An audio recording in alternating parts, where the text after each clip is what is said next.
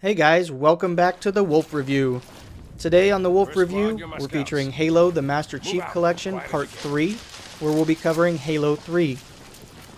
So Halo 3 is the third game in the Halo franchise, and it was the first game to release on the Xbox 360 in the franchise.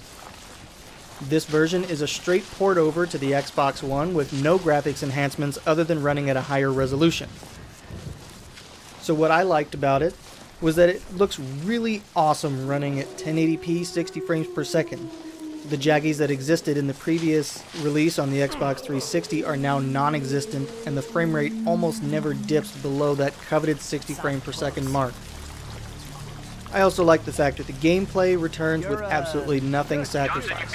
If you play the 360 version and you come to this one, you're going to feel right at home because it's identical. I also like the fact that the controls are consistent throughout all the rest of the games on the disc. So if you play Halo 1 and you switch to Halo 3, you're going to feel right at home again because the controls are identical.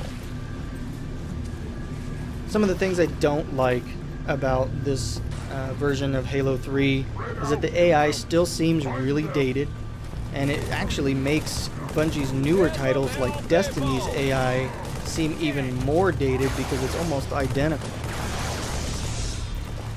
The other thing I didn't care for is that, the story in Halo 3, of the 4 games that are included in here, it's by far my least favorite. I just didn't really enjoy it like I did some of the other games, and that's really the only other thing I can come up with that I don't care for. So overall, I'm going to give Halo 3 an 8.0.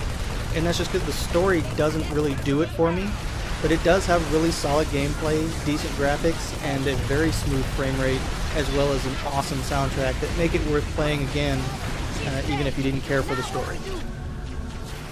Be sure to check back for Part 5 of my Halo the Master Chief Collection review for my buy rating, as I'm going to hold off on doing that until that point.